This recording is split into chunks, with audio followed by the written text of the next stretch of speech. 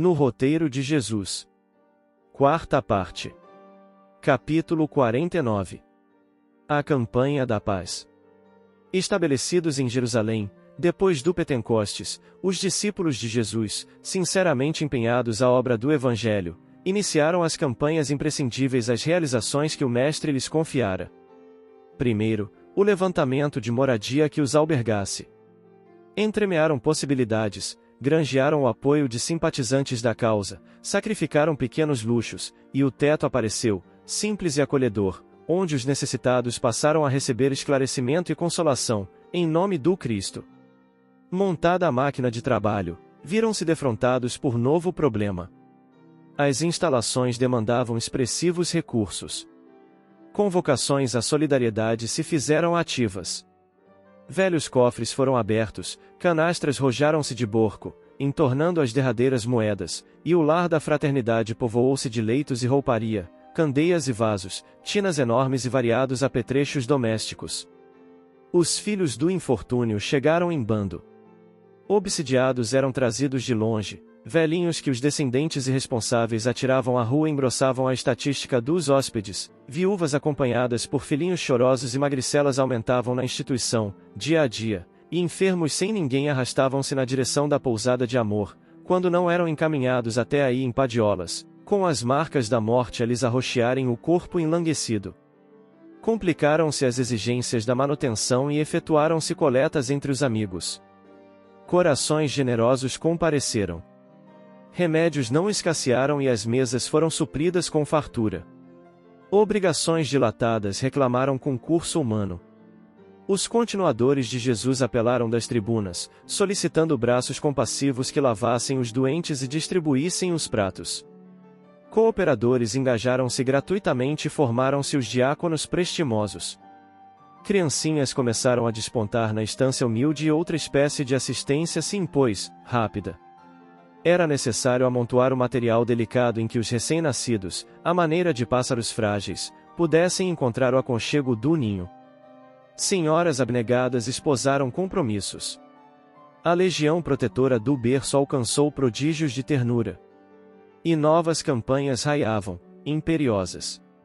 Campanhas para o trato da terra, a fim de que as despesas diminuíssem. Campanhas para substituir as peças inutilizadas pelos obsessos, quando em crises de fúria. Campanhas para o auxílio imediato às famílias desprotegidas de companheiros que desencarnaram.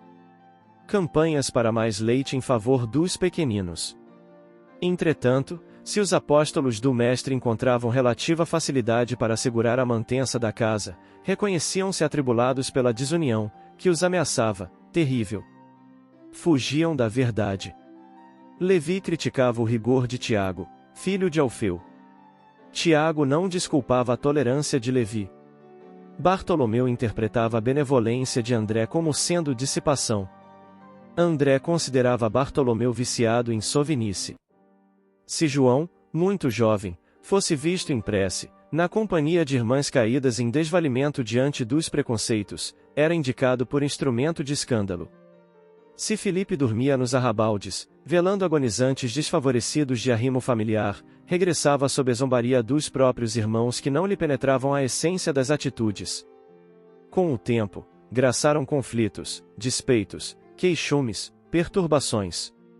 Cooperadores insatisfeitos com as próprias tarefas invadiam atribuições alheias, provocando atritos de consequências amargas, junto dos quais se sobrepunham os especialistas do sarcasmo, transfigurando os querelantes em trampolins de acesso à dominação deles mesmos.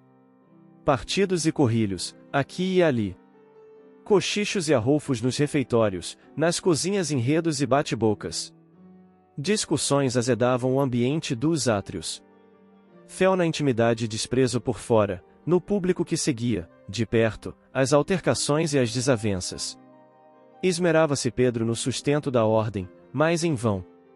Aconselhava serenidade e prudência, sem qualquer resultado encorajador. Por fim, cansado das brigas que lhes desgastavam a obra e a alma, propôs reunirem-se em oração, a benefício da paz. E o grupo passou a congregar-se uma vez por semana, com semelhante finalidade. Apesar disso, porém, as contendas prosseguiam, acesas. ironias, ataques, remoques, injúrias. Transcorridos 6 meses sobre a prece em conjunto, uma noite de angústia apareceu, em que Simão implorou, mais intensamente comovido, a inspiração do Senhor. Os irmãos, sensibilizados, viram-no engasgado de pranto. O companheiro fiel, rude por vezes, mas profundamente afetuoso, mendigou o auxílio da divina misericórdia, reconhecia a edificação do Evangelho comprometida pelas rixas constantes, esmolava assistência, exorava proteção. Quando o ex-pescador parou de falar, enxugando o rosto molhado de lágrimas, alguém surgiu ali, diante deles, como se a parede, à frente, se abrisse por dispositivos ocultos, para dar passagem a um homem. A luz mortiça que bruxuleava no velador, Jesus, como no passado, estava ali, rente a eles. Era ele, sim, o Mestre. Mostrando o olhar lúcido e penetrante, os cabelos desnastrados a nazarena e melancolia indefinível na face calma, ergueu as mãos num gesto de bênção. Pedro gemeu, indiferente aos amigos que o assombro empolgava. Senhor, compadece-te de nós, os aprendizes atormentados. Que fazer, mestre, para garantir a segurança de tua obra? Perdoa-me se tenho o coração fatigado e desditoso. Simão, respondeu Jesus, sem se alterar, não me esqueci de rogar para que nos amássemos uns aos outros. Senhor, tornou Cefas, temos realizado todo o bem que nos é possível, segundo o amor que nos ensinaste. Nossas campanhas não descansam, temos amparado, em teu nome, os aleijados e os infelizes, as viúvas e os órfãos. Sim, Pedro, todas essas campanhas são aquelas que não podem esmorecer, para que o bem se espalhe por fruto do céu na terra. No entanto, urge saibamos atender à campanha da paz em si mesma. Senhor, esclarece-nos por piedade. Que campanha será essa?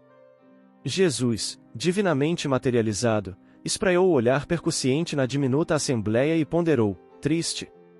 O equilíbrio nasce da união fraternal e a união fraternal não aparece fora do respeito que devemos uns aos outros. Ninguém colhe aquilo que não semeia. Conseguiremos a seara do serviço, conjugando os braços na ação que nos compete, conquistaremos a diligência, aplicando os olhos no dever a cumprir, obteremos a vigilância, empregando criteriosamente os ouvidos. Entretanto, para que a harmonia permaneça entre nós, é forçoso pensar e falar acerca do próximo, como desejamos que o próximo pense e fale sobre nós mesmos. E, ante o silêncio que pesava, profundo, o Mestre rematou: Irmãos, por amor aos fracos e aos aflitos, aos deserdados e aos tristes da terra, que esperam por nós na luz do reino de Deus, façamos a campanha da paz, começando pela caridade da língua. Mensagem extraída do livro Contos desta e Doutra Vida, capítulo 31.